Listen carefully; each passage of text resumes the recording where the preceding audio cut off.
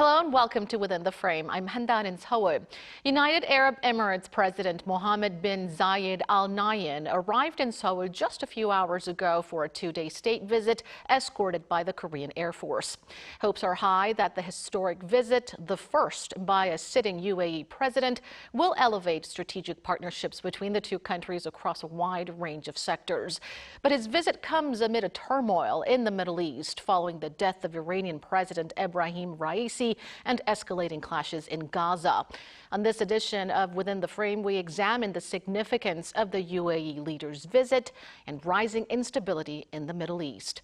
For that, we have Ban Kil-Joo, research professor at Korea University's Ilmin International Relations Institute, joining us via Skype. It's always great to see you. Good evening. Pleased to be here. Also with us tonight is Aidan Hayher, reader in international relations at University of Westminster, who joins us from London. It's a pleasure to have you back. Thank you for having me. All right, let's kick things off with you, Professor Pan. South Korea and the UAE have been deepening their strategic partnership in recent years. First, tell us about the significance of the UAE leader's visit. Well, it is significant economically, diplomatically, and geopolitically. As you are well aware, the Middle East serves as an arena for a poverty-stricken South Korea to develop its economy in the 1970s, which is called the Middle East boom. Based upon the prior achievement like this one, the current ROK administration defines the UAE and Saudi Arabia as the optimal arena for the second version of the Middle East, the boom. That explains why the President Yoon visited the UAE in the beginning period of his administration in January 2023. UAE president is making a return visit because the UAE also needs cooperation with South Korea. South Korea and the UAE established diplomatic relations in 1980, and as of right now, the UAE serves as the only country with which South Korea is under a special strategic partnership. The ROK administration seeks various types of diplomacy, ranging from security diplomacy to value diplomacy, and even to diplomacy for economic security. South Korea's cooperation with UAE belongs to diplomacy for economic security.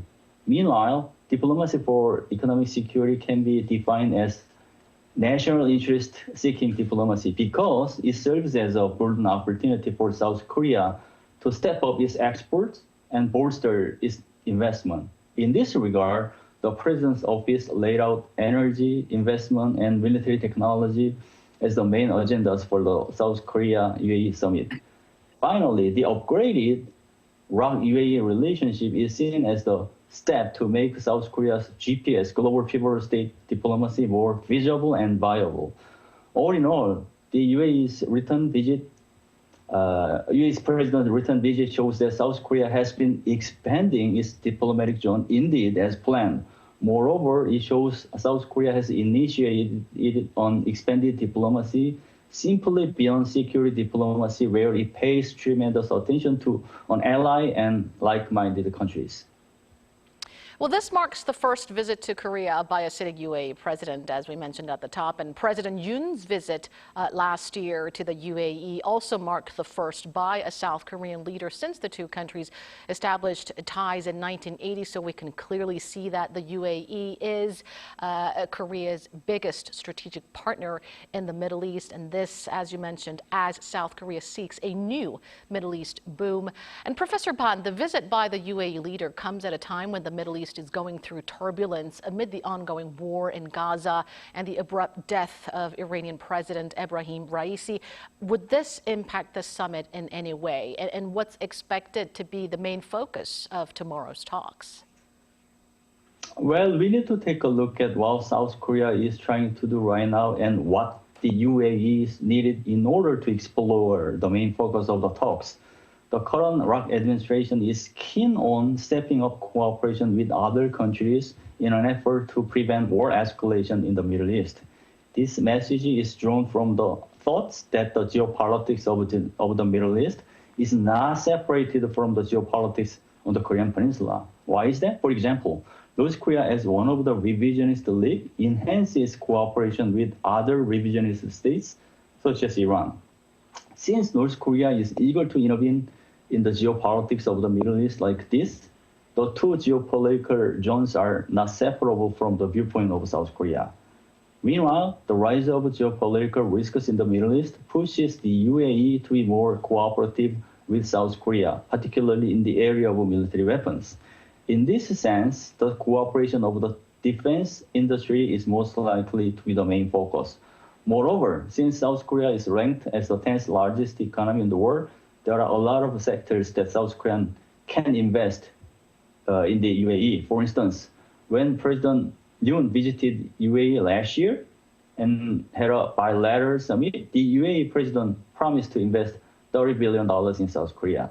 In this regard, a discussion on economic investment and atomic power plants between the two presidents is likely to take place. All in all, the two leaders are most likely to deal with both military development and economic prosperity.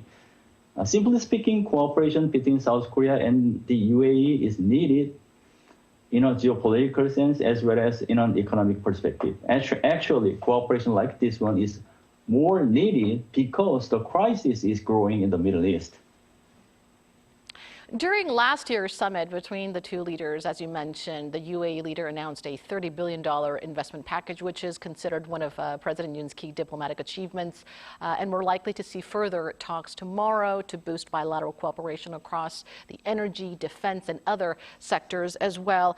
Professor Haeher, South Korea's top conglomerates, including Samsung, SK, and Hyundai Motor chiefs, met the UAE leader in Seoul today to bolster business ties with a particular focus on energy and defense, and this as the UAE continues to venture for strategic autonomy, seeking closer ties with diverse countries other than its traditional Western allies.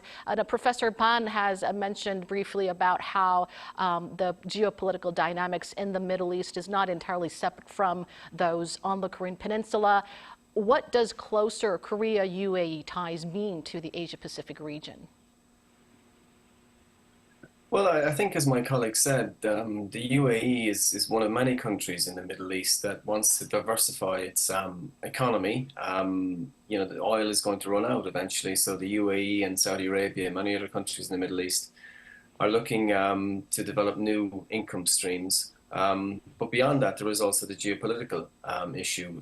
The UAE and a number of countries in the Middle East that are part of the Gulf Cooperation Council would generally be seen to be more pro-Western than some of the other countries in the region. And they would naturally, I think, want to cultivate links with other like-minded states around the world, such as Seoul. They would see Seoul's relationship with America as well as something that they would want to, as a common bond in many respects. So there is an economic rationale behind this, but also very much a geopolitical rationale. And the broader issue, of course, is the emerging fissure in the international community between Russia, China, and its client states on the one side, and America and Europe on the other. And countries are starting to align themselves more closely with like-minded allies to enable them to be able to be better prepared to meet the challenges of this emerging international division. And zooming in on the political situation in Iran after President Raisi's abrupt death, Professor Haeher, it's been a week since he died in a helicopter crash. How do you anticipate things to play out in Iran until the presidential election set for June? And what are the likely outcomes of the election? Yes, well, the president of Iran is not as powerful as the supreme leader, Ayatollah Khomeini. And Khomeini said on the day that the crash happened that there wouldn't be any major change in Iran's foreign policy or domestic policy. So as much as this obviously was a shock to the regime, it isn't as though the head of the Iranian regime has been killed. It's certainly still all real power is vested in the supreme leader. In 2008, when the United States pulled out of the nuclear deal, and then in 2020, when they assassinated the senior commander of the Republican Guard, Soleimani, those two events suggested to Iran that they were very much under threat, that they were under attack, effectively, by the West. And this led the supreme leader then to seek to consolidate the hardliners within his own regime, and to very violently attack any domestic opposition. And that's why he entrusted Raisi to extremely violently crush the Women, Life and Freedom movement in 2020. And at the last parliamentary elections in March 2024, the hardliners won a majority of seats. So, he is shoring up the regime. It's highly unlikely that the new candidate, which has to be approved, is worth remembering, by the Guardian Council.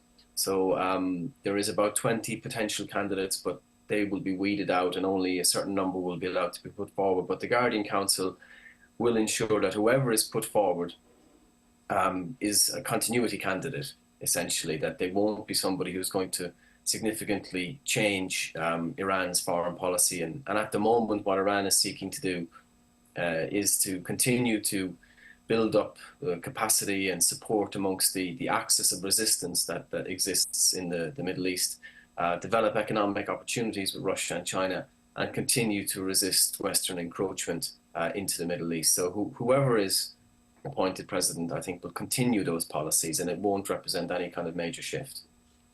The Iranian government set the presidential election for June 28th, so we'll have to keep close tabs until then. But like you mentioned, we're not likely to see any major changes even after the election. And what we know for sure, at least for now, is that Iran's supreme leader Ayatollah Ali Khamenei is looking for a trusted pair of hands to weather the turbulent times.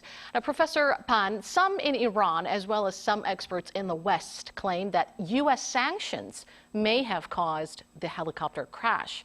What's your take, and would this impact Washington-Tehran relations? I don't think that argument is grounded. The Iranian authority has already announced that the helicopter crash was not caused by external impacts, which means technical issues might be the cause of the crash. I do believe that raising conspiracy theories or fabricating the causes of the crash can manipulate the people of both countries, the United States and the UAE. The helicopter crash is a piece of sad news indeed, but blaming U.S. sanctions for this crash is not rational thinking. First of all, U.S. sanctions were made as part of the countermeasures against Iran's rules-breaking behavior like this nuclear program. Second, the argument that U.S. sanctions were taken as the inherent cause of the helicopter crash is not different from the argument that all bad things could be caused by U.S. pressure. The Washington-Tehran relations have become much worse since Trump's withdrawal from the JCPOA, Joint Comprehensive Plan of Action. Meanwhile, the Biden administration fails to improve its relations with Iran, both diplomatically and strategically. It is clear that this crash does not help improve the Washington-Tehran relations, but at the same time, I don't think that this accident has a negative impact on the Washington-Tehran relations directly and inherently, because this crash has nothing to do with the United States. Anyhow, this crash could make Iranians even more unpleasant, particularly regarding the United States and Israel. This unpleasant situation can continue to go on for the time being. Professor Heightened, questions are also being raised about the possibility of Iran opting to build a nuclear bomb. Some say that Raisi's death poses a tricky situation for Iran's hardliners who may go for a nuclear bomb should Iran's existence be threatened. What are your thoughts on this? Well, the supreme leader of Iran, Khamenei, said many years ago that building a nuclear bomb was against his understanding of the teachings of Islam, and that's still Iran's position. Now, whether that's true or not is open to debate. Certainly, the head of the International Atomic Energy Agency has criticized Iran for accumulating a huge amount of highly enriched uranium. And, it would appear to be the case that Iran has all the components necessary to create a nuclear bomb. So it's a matter of if they want to, they can, as opposed to do they have the capacity at this stage. But you'd have to ask what it would add to Iran to have a nuclear weapon. It's certainly useful to deter any attack, but really the chances of the United States, let's say, launching an attack against Iran are very, very slim. Israel, again, I think, was highly unlikely to use nuclear weapons against Iran. But the question would be, of course, whether Iran wants to create nuclear weapons as a means to enhance its prestige, to be taken more seriously on the world stage, to use them as a bargaining chip. But it's the actual military utility of nuclear weapons, I think, in Iran's case, is open to debate. It already has an alliance with Russia, so you could say if it is ever attacked, it has a very big, powerful friend who has nuclear weapons who could come and attack it. Defend it rather. But you know, as I say, it is certainly a very useful bargaining chip, but its strategic utility would be maybe not as great as some people might imagine. Iran now suffers severe economic and political instability, and some experts predict that the Iranian regime may flash the nuclear card, also in efforts to quell internal disturbance. And we're also hearing reports that Iran has further increased its stockpile of uranium enriched to near weapons-grade levels. But the Supreme leaders' stance, in principle, is against it. Now, Professor Heightened, most experts say that Raisi's death will have limited impact on Iran's political course, as the supreme leader holds most of the power. But if Iran decides to develop a nuclear bomb, how would that impact Middle East security? Well, I think the first thing again to say is that the Iranian regime is one of the most violent, domestically, the most violent regimes in the world in terms of its treatment of political protesters, and it is facing a number of movements within Iran that seek to reform the country, democratize the country, particularly women's movements. So it is in its interests to play up the fact that it is threatened internationally, that there are all these people out to get it, that Israel wants to attack it, that America wants to attack it, and to deflect away from its own domestic trouble. So continuing to talk about nuclear weapons, continuing to talk about this menace from the West, enables the regime to strengthen itself.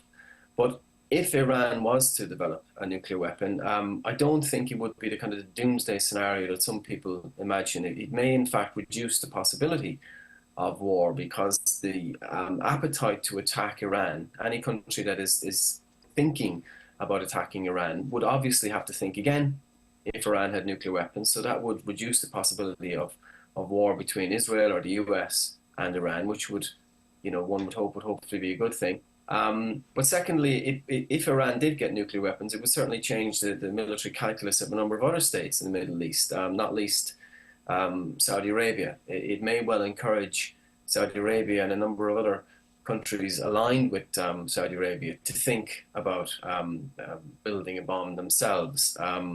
But it wouldn't, I think, change things as much as many people imagine. It's certainly hard to imagine that Iran would ever use a nuclear weapon against Israel because of the immediate retaliation it would face, if not from Israel, but certainly from the United States. So Iran's possession of a nuclear bomb may reduce the possibility of a war in the Middle East, and I think that's an interesting point that you highlighted there. Professor Pan, the last question's for you. What are the implications of Raisi's death to security in the Middle East and beyond, and how can the international community prepare for possible scenarios? Well, obviously, his death is alarming to stability in the Middle East. In particular, this accident could be working as a mechanism to add fuel to the fire in a situation where the Middle East is already under a war zone. To figure that out further, we need to take a look at two drivers of war escalation. The first driver has something to do with the structural factor. Power is being redistributed regionally in the Middle East, and the new corridor mechanism divides the war into two leagues, democracies and autocracies. These situations are structural factors that drive states to go to war. The second driver is a catalytic factor, where a specific action serves as a war escalation. War is unlikely without catalysts, despite the growing structural factor. So the second driver matters. For example, the assassination of Austrian Archduke Ferdinand in 1914 served as a catalytic factor for the outbreak of World War II. In the meantime, Raisi's death could serve as a catalytic factor to worsen geopolitical risks in the Middle East. So the international community should pay more attention to crisis management so that his death won't be able to serve as a catalytic factor for war escalation. To that end, first of all, the international community should be more prudent not to be addicted to conspiracy theories because ungrounded conspiracy theories misguide decision makers. To put it another way, miscalculation is bad for crisis management. Second, the international community should put more effort into ending the Israel-Hamas war because this war served as a black hole for a wider regional war in the Middle East. In particular, the United States needs to stay away from being sided on Israel and then should play a proactive role in ending the war in a more balanced way. Finally, the international community should make the UN Security Council function again so that war can be restrained internationally as well as regionally. Thus, the international community should come up with the UN Resilience Initiative aimed at the reviving UN. So the international community, it should make efforts towards crisis management to end the Israel-Hamas war and also seek ways to make the UN Security Council function properly again. All right, we'll conclude our discussion there, but we'll continue to watch closely on the security situations in the Middle East, its impact on the globe, as well as the South Korea-UAE summit scheduled for tomorrow. Thank you so much, Professor Pan and Dr. Hayher, for your expertise and analysis. Thanks for having me. Thank you.